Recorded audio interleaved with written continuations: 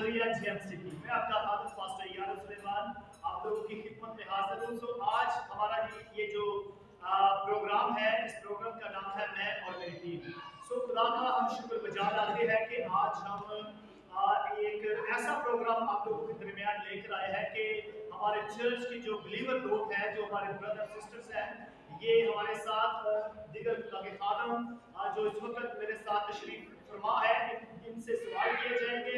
और जो हमारे चर्च के लोग हैं, कलीसिया के जो लोग हैं, इनके पास आज मौका है कि जो कुछ इन्होंने सीखा है उसमें से ये सवाल करें और खुदा के खादम जो हमारे साथ मौजूद है ये इनके सवालों का जवाब देंगे। सबसे पहले मैं आज अपने गेस्ट जो हमारे मेहमान हैं इनका तारुफ करवाना चाहता हूँ। सबसे पहले मेरे साथ बैठे हुए हैं राइट साइड पर बिशप सुलेमान साहब, जो असेंबली ऑफ जीसस क्राइस्ट के वाणी है, पासवान है, और इनके साथ पास्टर सैमुअल मसूद साहब, हम आपके शुक्रगुजार हैं, आपको वेलकम करते हैं।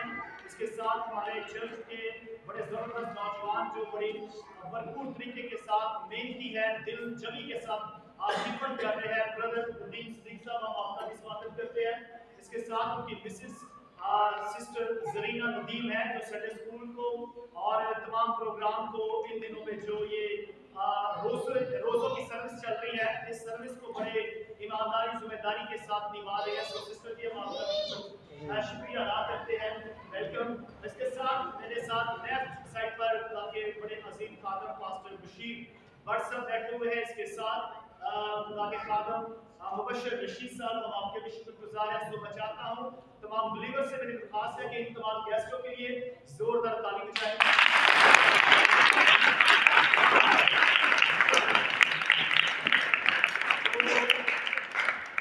सबसे पहले मेरी आप लोगों से दरख्वास्त है कि जो भी सवाल करना चाहता हो वो पहले अपना हाथ खड़ा करे, उसके बाद आप सवाल कर सकते हैं। और जो हमारे गेस्ट हैं उनसे भी मेरी दरख्वास्त है कि आप जब बात करें तो थोड़ा सा जिस तरह से मैं ऊंची आवाज में थोड़ा जोर लग रहा है, आपने इस तरह से बात करनी है ताकि आपकी आवाज रिकॉर्ड की जा सके। तो जी सबसे पहले मैं चाहता हूं जी आप बताइए जी, कौन सबसे पहले सवाल करना चाहता है? आपके पास मौका है, एवरीबॉडी। जी हाँ, नताशा आपने हाथ खड़ा किया है जी, बताइए, आप बताइए जी क्या सवाल है? असल में ना मुझे पता नहीं था कि ये वाली मीटिंग हो रही है, तो मैं तैयारी करके आती। पिछले ट्यूसडे ना मास्टर साहब आए थे, उन्होंने कहा था कि ये रोज़ा ना बागे अदन से ही रखवाया शुरू हो गया। तो कभी हमने ना ये चीज़ सुनी नहीं है कि इतनी देर से रोज़े चल रहे हैं, कभी किसी ने बताया नहीं कि ये रोज़ा बागे अदन से स्टार्ट है। तो क्या ये वाकई ऐसी बात है? ओके ओके जी सिस्टर का सवाल बड़ा, थैंक यू, प्लीज आप बैठे तशरीफ रखें। बड़ा जबरदस्त सवाल है और ये बड़ा बिब्लिकल और थोड़ा सा डिफरेंट सवाल है। तो मैं चाहता हूँ कि इसका जवाब जो है हमारे दरमियान शॉर्ट लफ्जों में मुबशर रशीद साहब आप इसका जवाब दें और थोड़ा सा ऊंची आवाज में। जो खुदा का पाक कलाम है वो अज़ल से इब्तिदा से है, इसलिए अगर कोई खादम इसको इब्तिदा से शुरू करता है तो मैं समझता हूँ कि ये बड़ी बिब्लिकल बात है, इसमें कोई उसमें हिचकिचाहट नहीं है। खुदा का प्लान, खुदा का प्रोग्राम जो है वो अज़ल से है, हमारे पैदा होने से पहले।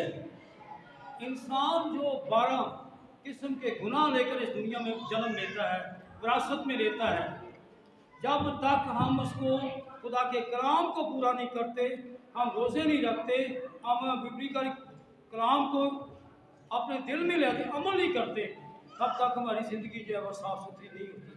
तो इसका जवाब ये है कि जो कुछ खुदा ने खादम ने कहा है उसने बिल्कुल हक पर गवाही दी है। बिब्लिकल तौर पर ये शुरू ही से है चीज़, ये नहीं है कि शरीयत के मेरे आ गया। हालांकि शरीयत जो है 400 साल बाद आई है जब मूसा है, लेकिन ये पाक कलाम जो है वो शुरू से खुदा कलाम करता रहा है, बातें करता रहा है। तो इसलिए हमें इसलिए परेशान होने की ज़रूरत नहीं है। जो खुदा का खादम यहाँ खड़े होकर जिम्मेदारी के साथ आपको एक चीज़ बताता है, हमें उसको कबूल करना चाहिए। खुदा आप सबको बरकत दे। बहुत शुक्रिया जी। मुझे लगता है कि आप इस आंसर से क्या मुतमिन है? जी ओके ओके जी,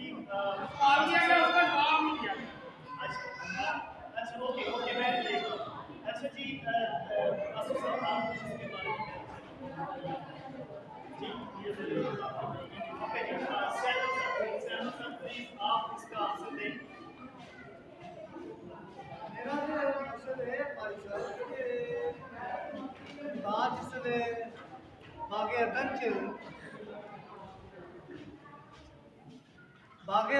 जिसले खुदा आदम दे नाल गुफ्तगू करता है तो उनके नाल हर तरीके के सवाल करता है, उन्होंने हर तरीके नाल समझाता है कि भाई यह फल खाना है, यह नहीं खाना।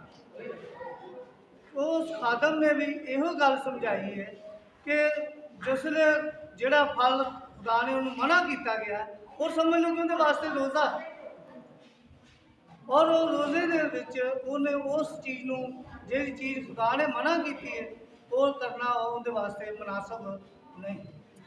इसलिए खादम ने गल कही कि रोज़े शुरू तो खुदा ने इसको बंदे नूं सौंपे ने ताकि वो बंदा खुदा की राह दे विच चलता रहे। बहुत शुक्रिया जी सैमुल फजल साहब, आपने बड़ी खूबसूरती के साथ जवाब दिया है। जी जी भाई नदीम कुछ कहना चाह रहे हैं, मैं चाहूँगा कि भाई नदीम आप भी। ये जो सवाल बेनताशा ने किया है, यही सवाल उसी दिन कलाम जिस दिन हुआ है ये वाला, तो इस के बारे में ना छोटा भाई है अमीन मेरा, तो उसने इसका मुझे पूछा है, कहता कि ये मुझे समझ नहीं लगी कि उसने कहा कि जो है ना रोज़ा बाग अदन से आदम हवा से जो है ना स्टार्ट हो गया और उसके बाद नबियों ने भी और अवाम ने भी रखा, तो उसका मुझे समझ नहीं लगी। तो मैंने कहा बड़ा वाज़िया तरीके 10 मिनट में उसने बड़ा अच्छा समझाया है कि इसमें उसने वाज़िया यह किया था कि वही जो अभी पास्टर सैमुअल साहब ने कहा है कि बाग अदन में उन्होंने खुदा ने यह कहा था कि आपने एक फल नहीं खाना, तो ये उन्होंने पास्टर साहब ने यह कहा था कि ये एक फल नहीं खाना, ये समझ ले रोज़ा हो गया। तो उन्होंने जब वो उसको खाया तो वो उनका रोज़ा टूट गया। Okay thank you. दूसरे नंबर पे उन्होंने ये कहा था कि जब खुदा लोग जब पीछे आते हैं खुदा के तो मन बरसाते हैं खुदा, और उसके बाद 5 रोटियां और 2 मछलियों पे बरकत आती है और खुदा लोग जो है वो भूखे प्यासे खुदा के पीछे आते हैं, तो तब जो है बियाबान में भूखे और प्यासे वो रोज़ा ही होता है उनका, और एंड पे वहाँ पे खुदा उनको रोटी और पानी शेयर करता है और वो उनका रोज़ा रखते ही वो पीछे जाते हैं। ये था। ओके थैंक यू जी। इसके भाई ताहिर है, वो भी सवाल करना चाहते हैं। भाई ताहिर की तरफ मैं चाहूँगा कि नकी भाई कैमरा लेकर जाए। मसीह यीशु में आप सबको सलाम। सर मेरा सवाल कुछ यूँ है कि रोज़ा तो हम रखते हैं और बहुत से बहन भाई ऐसे हैं जो रोज़ा रख भी लेते हैं, छोटे बच्चे भी रख लेते हैं जिद करके, लेकिन अभी छोटे बच्चे जो ऐसे हैं उनको ज़्यादा नहीं पता होता कि हम किस वजह से रख रहे हैं। वो बड़े बता देते हैं ये आप फलाने मकसद के लिए रख लें, आप दूसरे मकसद के लिए रख लें। मकसद होता है, हमें पता है कि रोज़ा जब भी हम रखते हैं मकसद का रोज़ा होता है, लेकिन मैं खादमीन से पूछना चाहता हूँ कि थोड़ा सा बच्चों को भी गाइड, वालिदैन ने भी गाइड करना है, आप गाइड करेंगे वालिदैन को और वालिदैन गाइड करेंगे बच्चों को कि जब हम रोज़ा रख लेते हैं तो उसमें हमें क्या क्या चीज़ों पर भी गौर करना चाहिए। सिर्फ भूख का रोज़ा नहीं रखना चाहिए, और क्या क्या चीज़ें हैं जिनसे हम अपने बच्चों को, अपने बहन भाइयों को मना कर सकते हैं। जी खादमीन जी जी जी ओके। ताहिर भाई का ये जो सवाल है बड़ा अहम सवाल है, और अक्सर हमारे जो बच्चे होते हैं वो रोज़ा रखते हैं लेकिन उनको ये नहीं पता होता कि हमने रोज़े में कायम कैसे रहना है, रोज़े में हमने कौन कौन से काम करने हैं, कौन से काम नहीं करने। सो मैं चाहूँगा कि हमारे दरमियान सिस्टर जरीना है, वो इसका आंसर देंगी। बहुत शुक्रिया पास्टर। जैसा कि आप सबको पता है कि मैं संडे स्कूल टीचर हूँ और अक्सर हम बच्चों के साथ इस बात पर ज़रूर जो है वो बयान देते हैं और बच्चों को समझाते हैं कि पहली बात तो ये कि आप लोग इतना लंबा रोज़ा रख नहीं सकते, तो ज़रूरत ये नहीं है कि आप बहुत लंबा रोज़ा रखें। अगर आपको आपके घर में कोई मसला कोई नज़र आता है, कोई ऐसी मुसीबत नज़र आ रही है कि जो आप चाहते हैं कि आप भी खुदा की हुजूरी में रोज़े की हालत में आएँ और आप रोज़ा रखें, तो ज़रूर है कि आप थोड़ा लिमिटेड रोज़ा रखें और उस दौरान में आपने ना तो आपने खाना पीना है और ना ही आपने कोई ऐसी बात करनी है, खुदा की हुजूरी में वक्त गुजारना है, कोई ऐसा काम नहीं करना जो खुदा को पसंद ना हो। आपने वो काम करने हैं जो खुदा को पसंद है। ऐसा करना है कि आप एक वक्त मुकर्रर कर लें और उस वक्त में आपने खुदा की हुजूरी में अपने आप को देना है और खुदा से मांगना है कि खुदाया मेरी ये मुसीबत है, मेरे घर में ये प्रॉब्लम है, इसको तू सॉल्व कर और अपने आप को मुकम्मल तौर पर परहेजगारी के साथ, परहेजगारी से मुराद आपने गाली नहीं देनी, आपने दूसरे बच्चों के साथ इस तरह से गुफ्तगू नहीं करनी जैसे लड़ाई झगड़ा आम रूटीन में हम करते हैं, हमारी ज़िंदगियों में ये चीज़ें पाई जाती हैं। इन चीज़ों से आपने परहेज़ करना है और ये चीज़ें हम पेरेंट्स के लिए भी बहुत ज़रूरी हैं कि हम गाहे बगाहे बच्चों को ये चीज़ें सिखाते रहें। और एक और आखिर में बात बताना चाहूँगी, हमारे बच्चे अक्सर चिड़ी रोज़ा रखते हैं और चिड़िया को देख कर रोज़ा खोल लेते हैं। तो पेरेंट्स से गुजारिश है कि अपने बच्चों को ये ज़रूर सिखाएं कि चिड़ी रोज़ा कुछ नहीं होता, रोज़े का असल मकसद क्या है हम हर रोज़ सीखते हैं। अपने बच्चों को ज़रूरी है कि हम ये चीज़ें लाजमन सिखाएं कि रोज़ा क्या है और इसका एक ख़ास मकसद होता है। बहुत शुक्रिया, थैंक यू। अभी हमारे दरमियान एक और हमारी बहन है, मरियम है, और मरियम सवाल करना चाहती है। प्लीज़ मरियम, आपके पास मौका है कि आप ज़रूर सवाल करें। मेरा क्वेश्चन ये है कि जब हम लोग आखिरी रोज़ा रखते हैं तो वो दिन को पाक ठहराते हैं कि वो दिन हमारे लिए दुखों का दिन होता है या फिर पाक का दिन? क्योंकि कुछ लोग कहते हैं कि ये दिन दुख का होता है, कुछ लोग कहते हैं ये पाक दिन होता है, क्योंकि हम इस दिन पर यूसुफ मसीह ने दिन पर जान भी दी थी और ये दिन पे खुदा यूसुफ मसीह ने रोज़ा भी आखिरी। Okay, thank you. अच्छा जी, मरियम का सवाल कुछ इस तरह से है कि कुछ लोग ये कहते हैं कि ये जो दिन रोज़ों के हैं ये दुखों के दिन है, और क्या ये पाक दिन है या दुखों के दिन है? इस पर ये आंसर लेना चाह रहे। सो मैं चाहूँगा कि मास्टर बशीर साहब प्लीज़ आप आंसर दीजिए कि ये दुखों के दिन चल रहे हैं या फिर हमारी ये शुक्रगुजारी का है या शादमानी के दिन? 2 सेकंड पहले तो मैं पहले रोजे पे लूँगा तो थोड़ा सा उससे साफ कर दूँ। जी जी। तो ये है मेरे लिए, मैं ये कहूँगा कि जिस तरह मुस्लिम भाई ये कहते हैं कि अब तवे की पक्की नहीं खाते बाकी सब कुछ खा लेते हैं, कहते हैं या नहीं कहते हैं? तो ये फिर यो वो हो गया ना कि आपने ये फल नहीं खाना बाकी सब कुछ खाना, तो ये हो गया ना भी एक फल मैंने वो है वो नहीं खाना, या तवे की पक्की नहीं खानी बाकी सारा कुछ खा लिया, कड़ा रोजा नो मैं नहीं। अच्छा, बाकी मेरी बात रही वो कि बाजी ने कहा, छोटी बहन ने, कि अब हमारे लिए दुखों का ये रोजे हैं या कि शुक्रगुजारी के क्या लॉकडाउन क्या? ये दुखों का हमें दुख करना चाहिए रोज़ों में, मातम करना चाहिए या शुक्रगुजारी करनी चाहिए? शुक्रगुजारी करनी चाहिए, क्योंकि इसलिए कि खुदावा यसु, दुख तो मेरा खुदावा यसु मसीह शहर है और शुक्रगुजारी हमें करनी चाहिए कि वो हमारे लिए सब कुछ शहर है। जी बहुत शुक्रिया। ये जी इसका आंसर तो इस तरह से मिला है कि बेशक यसु मसीह ने दुख सहे, रोज़े रखे, लेकिन एक बड़ी अहम चीज़ है कि ये जो रोज़े चल रहे हैं इन रोज़ों के साथ यसु मसीह की मौत के साथ कोई लिंक नहीं है। ये जब रोज़े थे तो ये जब यसु मसीह ने बपतिस्मा लिया, बपतिस्मा लेने के बाद इब्लीस यसु मसीह को आजमाने के लिए पहाड़ पर ले गया, तब यसु मसीह ने फाका किया, और ये जो फाका था इसको हम रोज़े के साथ नहीं जोड़ सकते, ये फाका था और इसमें यसु मसीह ने एक फाका किया, यानी कि जिस तरह भी आप समझ रहे हैं कि ये रोज़े हैं, तो एक रोज़ा रखा जो 40 दिन का था, 40 दिन और 40 रात का एक ही रोज़ा था यसु मसीह ने रखा। और रोज़ा जब इंसान रखता है तो जिस तरह यसु मसीह की आजमाइश की गई, आजमाइश हुई इब्लीस के हाथों, और यसु मसीह बदन रखते थे, यसु मसीह को भूख भी लगी, लेकिन इब्लीस मुख्तलिफ तरह के तरीकों के साथ यसु मसीह को इस रोज़े के अंदर गिराना चाहते थे। वो नहीं चाहते थे कि यसु मसीह जो है इस रोज़े को कायम रख सके, बल्कि जिस तरह आजकल हम छुप छुपा कर, कुछ ऐसे लोग हैं जो माँ बाप से या बहन भाइयों से छुप छुपा कर रोज़ा तोड़ देते हैं, लेकिन उनको यही पता होता है कि जी रोज़ा रखा हुआ है, शाम को फिर वो अपने खाने शाने खाते हैं, लेकिन ये ऐसा नहीं है।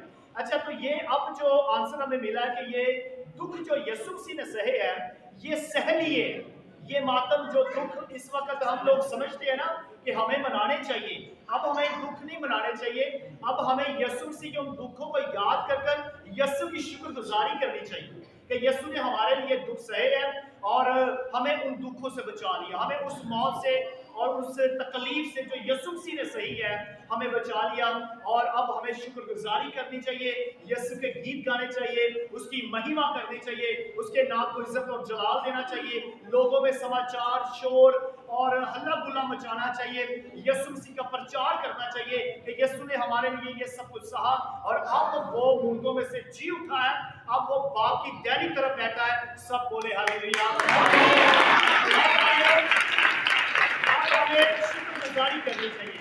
जी पीछे से भाई एल्डर सरदार साहब आप सवाल करना चाहते हैं। कि रोज़ा रख के कितनी बार दुआ करनी चाहिए और मकसद क्या रखना चाहिए हमें, और इसमें झगड़े रगड़ा नहीं करना चाहिए या सोना नहीं चाहिए। रोज़ा रख के कितनी बार दुआ करनी चाहिए और कोई ना कोई मकसद रख के करना चाहिए, रोज़ा रखना चाहिए या ऐसे ही रख लेना चाहिए। ये बड़ा ही प्यारा सवाल किया है सरदार साहब ने। एल्डर साहब, पहले तो हम आपका स्वागत करते हैं अपने इस प्रोग्राम में। एल्डर साहब के लिए जोरदार ताली बजाइए।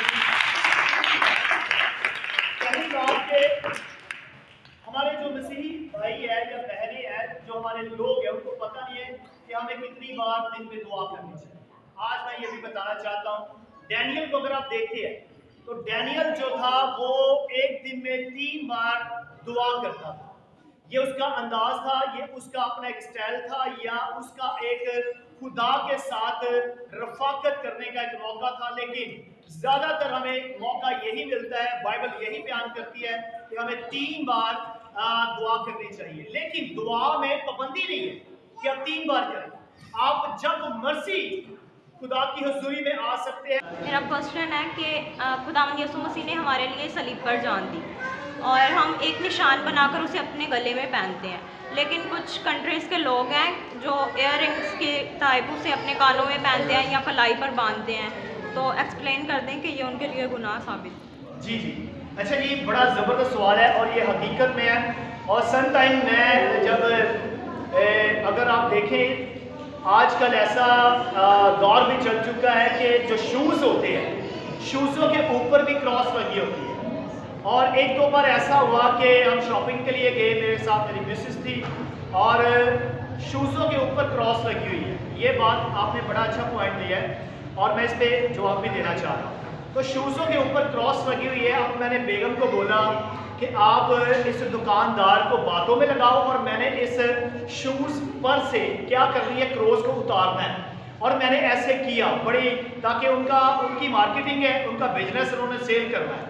तो इस तरह से हमने गैरत आई कि मैं ये बर्दाश्त नहीं कर पाया। मैंने कहा बातों में लगाएं आप, और फिर उसके शूज़ों पर से ऊपर से मैंने क्रॉस को उतार कर अपनी पॉकेट में रख लिया और पता भी नहीं चला।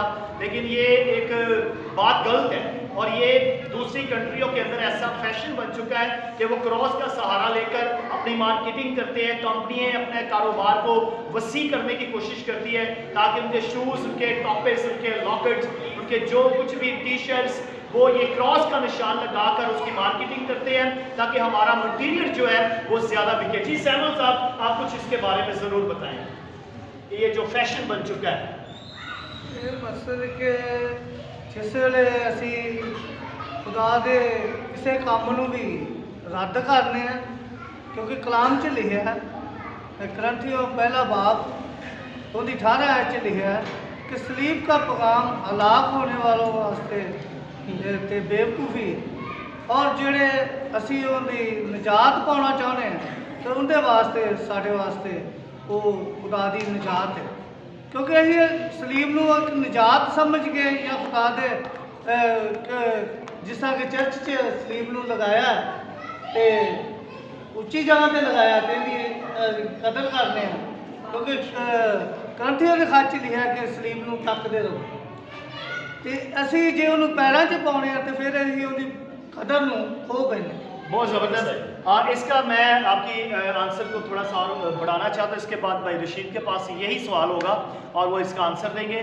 जिस तरह से बताया गया कि सलीब का पैगाम हलाक होने वालों के नज़दीक क्या है, जिन्होंने हलाक होना वो इस तरह की हरकतें करते हैं, ठीक है, करते रहेंगे और वो करते रहेंगे, उनके लिए हलाकत है। सलीब जो सलीब को गलत मिस यूज़ करते हैं, उनके लिए वो लोग अपने लिए हलाकत को पैदा कर रहे हैं, वो मरेंगे। लेकिन जो सलीब की ऑनर करते हैं, इज्जत करते हैं और अपना निशान समझते हैं और इस सलीब पर ईमान रखते हैं कि सलीब पर यीशु मसीह ने अपनी जान दी है, वो निजात पाए। हालेलुया। मैं उम्मीद करता हूँ कि एंजल आपको आपके सवाल का जवाब मिल गया होगा, लेकिन फिर भी मैं चाहूँगा कि इस पर रोशनी डालेंगे रशीद साहब। कि सबसे पहले हमारा जो क्रॉस का निशान है, हमारा इम्तियाजी निशान, इसको याद रखें। सलीब जो है हमारा इम्तियाजी निशान है सारी गैर कौमों में, पूरी दुनिया में। जहाँ कोई शख्स गले में क्रॉस डालता है ये 5 किस्म की सलीब है। ये हमारे साथ तो सिर्फ क्रॉस है ना, लेकिन ये 5 किस्म की सलीबें हैं। इसके इशारे जो हैं 5 किस्म के हमें मिलते हैं पूरी बाइबल मुकद्दस में, या बड़ी बड़ी जो किताबें जो सलीब के मुताल्लिक़ लिखी गई हैं, ये 5 किस्म के निशान हैं जो हमारे इम्तियाजी निशान हैं।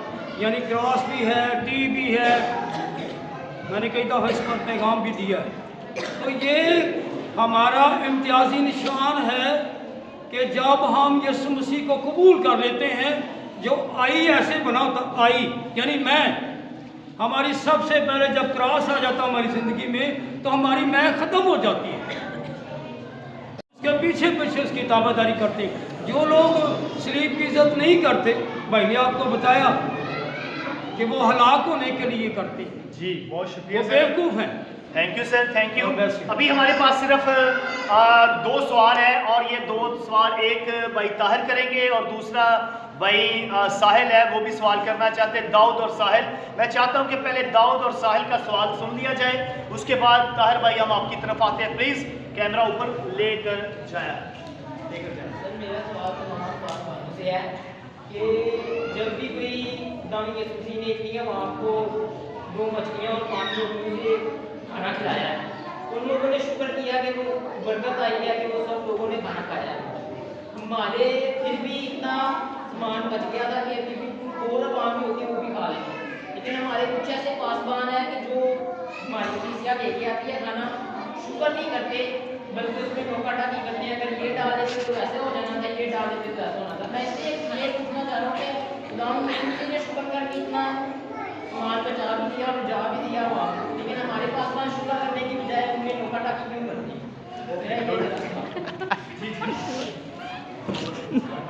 हाँ जी, साहिल भाई का ये जो सवाल है बड़ा बड़ा डीपली सवाल है और अक्सर ऐसे चर्चों में होता है, सब टाइम का हमारे चर्च में भी ऐसा होता हो, लेकिन मैं इसका आंसर देना पसंद करूँगा।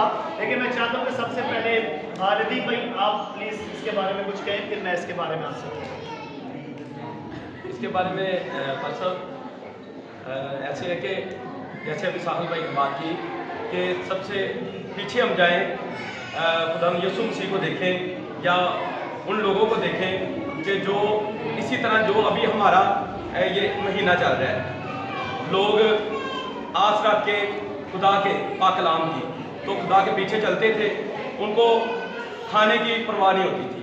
वो चले जाते थे कि हम खुदा का कलाम सुनने के लिए, खुदा की बातें, और कई ऐसे थे जो खाने के लिए भी जाते थे, लेकिन जब उधर जाते थे तो खुदा की तरफ से उनको खाना मिलता था, पानी मिलता, हर चीज़ मिलती थी। तो खुदा का शुक्र है, यहाँ पे भी इसी तरह हमारे चर्च में हो रहा है कि हमने इस काम को शुरू किया, रोज़ की इबादत शुरू की कि रोज़ों की इबादत है कि जो रोज़े है ना रखता है वो रोज़ा आके यहाँ पे खोले चर्च में। तो खुदा का शुक्र है, इस काम को हमने शुरू किया और हमने कोई पैसे हमने बैंक बैलेंस नहीं रखा, ये खुदा खुद ही कर रहा है, ठीक है। लोगों को तैयार कर रहा है, कोई अपने घर से ला रहा है, कोई अपनी जेब से कर रहा है। तो ये लेकिन ये कि खुदा रोज़ बर रोज़ इसको कर रहा है कंटिन्यू। लेकिन इसमें साहब भाई जैसे कह रहे हैं कि हमें शुक्रगुजारी करनी चाहिए कि खुदा इस काम को निभा रहा है, तोड़ निभा रहा है, कि ना कि हम इसको हम नोका टोकी करें कि ये कुछ कोई, क्योंकि हर घर में पता नहीं किस तरह के वक्त चल रहा है, हालात चल रहे हैं, कोई थोड़ा हल्का बना के ले आता, कोई ज़्यादा बना के ले आता है। लेकिन ये कि हमें शुक्रगुजारी करनी चाहिए कि जो कुछ खुदा ने मुहैया कर दिया है उसको आमीन करके हमें खा लेना चाहिए। बहुत शुक्रिया जी। मैं भी इस भाई नदीम की बात को थोड़ा सा बढ़ाऊँगा। सबसे पहले तो देखिए जी, बात ये है कि अगर हम लोग यहाँ पर खाना लेकर आते हैं तो हमें उनका बहुत शुक्रिया अदा करना चाहिए, उनको थैंक्सफुल बोलना चाहिए। कोई भी चीज़ या खाने की चीज़ या पीने की चीज़ या फूड या खाना फ्रूट कुछ भी आता है तो हमें खुदा की शुक्रगुजारी करनी चाहिए।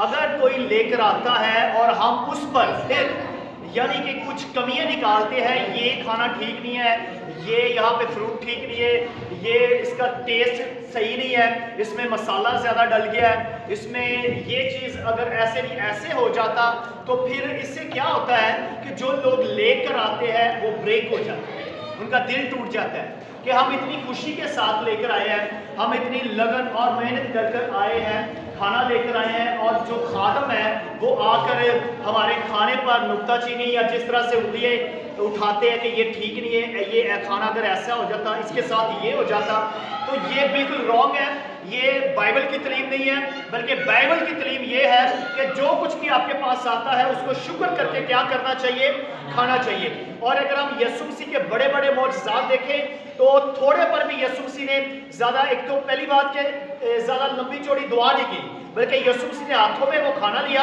और कहा कि बाप मैं तेरा शुक्र करता हूँ, तूने हमेशा मेरी सुनी है और आज भी तू सुनेगा, इस पे बरकत डाल। और फिर वही खाना लोगों में बांटा और वो लोगों ने खाया भी, फिर उसमें से बच भी गया। तो जब कोई आपके खाने या शुक्रगुजारी या जो कुछ आप देते हैं, तो कोई खादम या कोई और आपके खाने पर या आपकी शुक्रगुजारी पर उंगली उठाए, तो आपका राइट बनता है कि आप उसको माफ कर दें।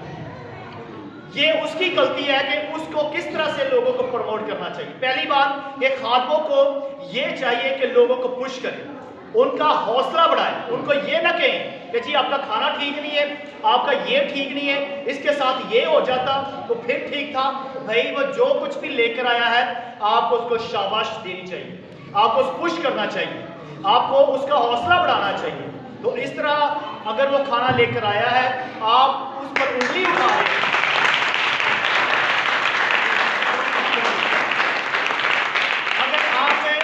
आप उस खाने पर या उस इंसान पर उंगली उठा रहे हैं, तो अगली बार वो खाना गया खुद भी चर्च में नहीं आया, तो आप उसका दिल तोड़ रहे हैं। तो मैं तमाम खादमों से, बहन जी आपसे भी, तमाम खादमों से, आप लोगों से, तमाम लोगों से यही दरख्वास्त करता हूँ कि लोगों का हौसला बढ़ाएं।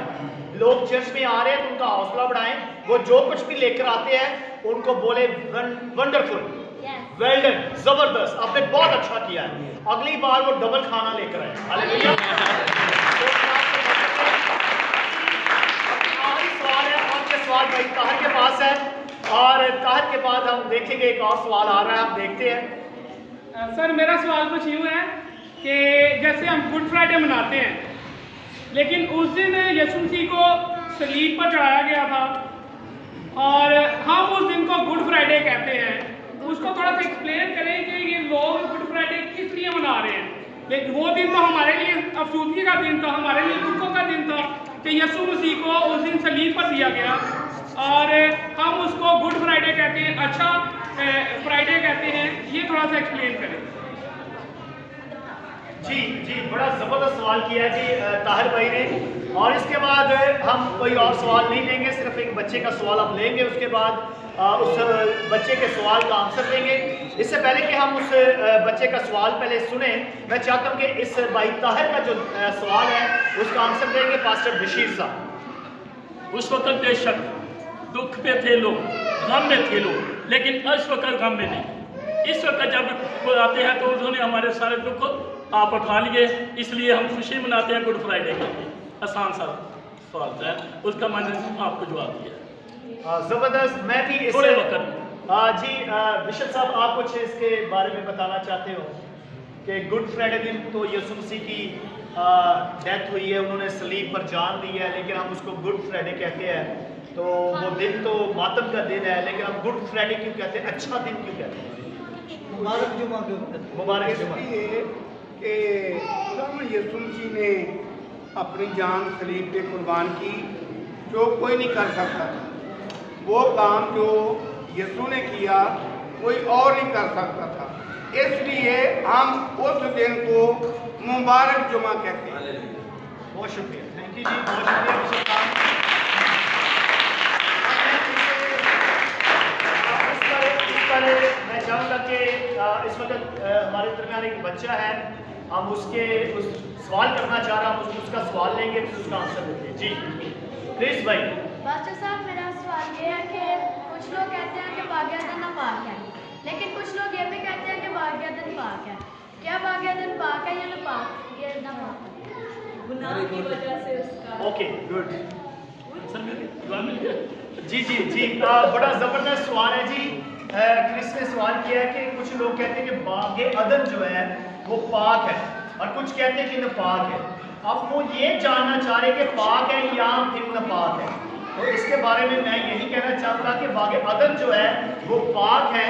बेशक उसमें मिस्टेक हुई, लेकिन मिस्टेक करने वालों को पाक धरती से, पाक जगह से निकाल दिया गया और धरती में उनको निकाल दिया गया, बागे अदन से निकाल दिया गया। लिहाजा बागे अदन जो है, जो आराम की जगह, सुकून की जगह है, वो पाक है, लेकिन जिन्होंने पाप किया था उनको पाक जगह से निकाल दिया गया। तो लिहाजा ये जो है बागे अदन जो है ये पाक है। अभी अल्लाह तारिक साहब है वो सवाल करना चाहेंगे, उसके बाद हम एक आखिरी हमारी दुआ होगी। अल्लाह तारिक साहब आखिरी सवाल करेंगे।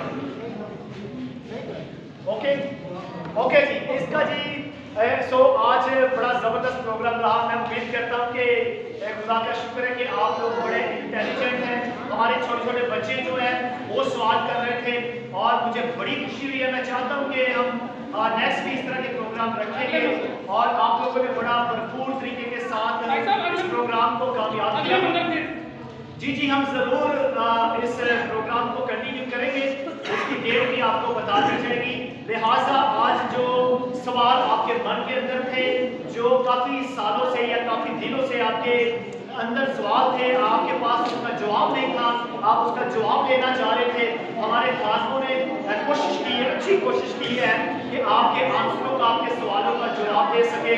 सो मैं उम्मीद करता हूँ कि आपको आज का ये प्रोग्राम है बहुत अच्छा लगा होगा। सो आपको इस प्रोग्राम के वसीला से बहुत सारी बरकत मिली होगी। सो मैं आप लोगों का शुक्रगुजार हूँ कि आपने बड़े आराम के साथ, बड़े एहतराम के साथ इस प्रोग्राम को कामयाब करने में हमारा साथ दिया। सो आप सबको इस प्रोग्राम के वसीला से बहुत सारी बरकत दे। सब बोले जय मसीह की।